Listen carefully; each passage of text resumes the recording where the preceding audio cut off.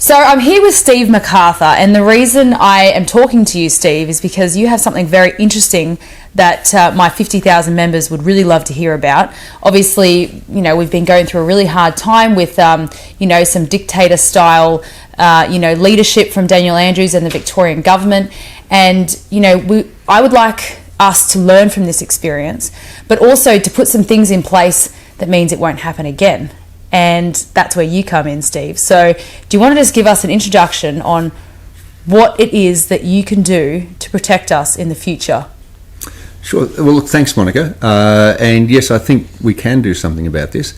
I've been amazed at how many of our freedoms have been taken from us during this pandemic, and often on fairly flimsy grounds. And that prompted me to start thinking and looking at ways that we might be able to protect our democratic rights and our personal liberties. And there's a thing called direct democracy. It operates in a large number of countries around the world, across Europe, across the Americas, throughout Asia. There's a few variations to it, but in essence, the part of it that I think will help Victorians is a thing called a recall petition, a recall election. And it allows, if we had it here in Victoria, it would allow the public to say, no, this is too far, we need an election and we need it now. And it requires a petition and a lot of signatures and things like that. But in essence, it allows the public to call the government to account. Wow. I wish we had that in place right now. I think a lot of people do. Yeah. So how would it actually work that you could make this happen? What needs to happen? Well, it requires an amendment to the Victorian Constitution, and that's a slow process and a lot of hard work. But if we don't start now, it'll never happen. We need to, first of all, let the public know that this is an option. Mm-hmm. It's an option that works well in other places in the world. And secondly, let them know how it can be achieved. That's what we at CAA are trying to do at the moment. We've done the research, we've looked at the models around the world, and the model that we most like operates in a range of states in Germany. Bavaria is probably the most likely model for us to adopt. That basically says if you want to call an election, you've got to get a stated number of signatures within a period of time calling for that election. Great. And once that's achieved, then it automatically triggers the election. It's an option that's very seldom exercised, but the fact that it exists brings governments to heel.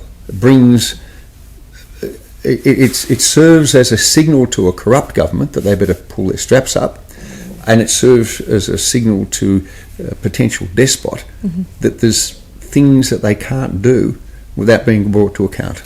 That is fantastic. It will stop future leaders from considering to be the way that Daniel Andrews has, because they won't want that to be called, because then it will be too late if they get the signatures, right? That's right. So what's your goal on the amount of signatures that you would want to require? Well, the Bavarian model, which I think is most suitable for us, requires 1 million signatures to trigger an election.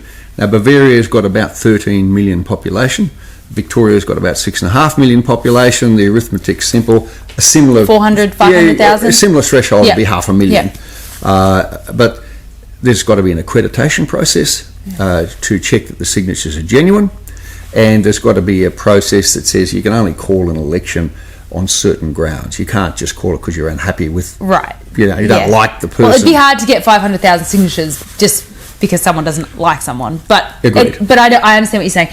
So tell me what's the organisation that is heading this right now, and what can we do to help? Okay, we are Community Advocacy Alliance, a group of people who have been advocating on issues of law and order and proper governance and protecting individual rights and democratic freedoms for quite some time now. We're headed up by the former Chief Commissioner of Police, Kel Blair, and I'm the chair of a group that works on the legislation side. So we've done the research. We're now out there saying, here's an option, here's a solution, here's a thing that will protect our rights and freedoms and would make governance better in Victoria. Yes. And I think a lot of young people will be very interested in the notion that they can have a say, a direct say, in how their government behaves. Well, that's the thing that I felt the most about this time, is just the lack of voice, because you can't protest, you can't do this, you can't do that. So this is fantastic. So what can the people watching right now do? We have a petition running on change.org at the moment, trying to attract attention to this. So if they go onto the CAA website, which is caainc.org.au, there is a link to that petition. We're urging people to sign that petition. We're also running an information process. We're looking for ideas and suggestions. And there's an email address there as well for people to put in their suggestions. And we're simply looking for people to support the concept and help us publicise and promote the idea of returning... Which is what we're doing right now. This is essentially returning power to the people and taking it away from the faceless bureaucrats and the Gang of Eight, which has been formed our government for the last 9 months. That's right, And what is the next step in terms of the actual bureaucracy of getting this passed? Well, it would require a major party in the state to adopt it as policy and get some support from some of the minor parties. So we've already been having discussions with the Liberal Democrats, the Hinch Justice Party, the Coalition. I'm quite happy to discuss this with the Labor Party if they're interested in it as a policy, because I'd love them to adopt it. Me too. And I think anybody who's genuinely interested in democracy and democratic rights would see this as a good concept. What about the Liberal Party? Yeah, Coalition. I've spoken already to senior members of the Coalition, and they're actively looking at this. They've not ruled it out at all. They've said, this is really interesting, we want to know more, and we've started that process of informing them and encouraging them to look at it and adopt it as policy. So our hope is, A, to get it out and get it widely publicised amongst the community, and then B, to get some a significant number of the political parties to adopt it as policy. After that, it's just a matter of changing the state constitution. Well, look, every idea starts somewhere, and it is a big idea, and it is a big job that you have ahead of you, but you've started the process, and it's a goal, and are you not going to stop until you get what you want? well, I'm not going to stop. It's a long process, but as you know, all long journeys start with a single step. That's right.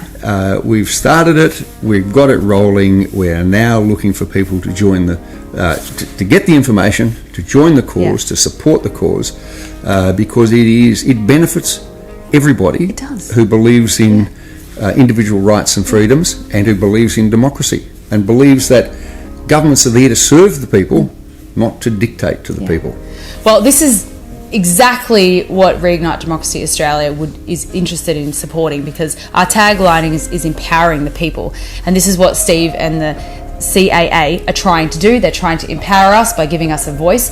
So we're going to stick around and find out what happens with this. We're going to follow it very closely. Excellent. And I've got 50,000 members on Facebook, lots of subscribers and things like that, and I hope you all go to the website caainc.org.au, sign the change.org petition. Now, I know the petition itself won't necessarily do anything immediately, but it shows the interest, and it shows the support, and then you can subscribe on the website so that they understand that there are thousands of people that are behind them and want to support them, and that's what we need to do, because what Reignite Democracy has is people, and together we are stronger than one person. So we will support you, Steve. Thank you so much for explaining everything, and we'll catch up in a few months and see how you're going. Excellent. Thanks for the time, Monica. No worries.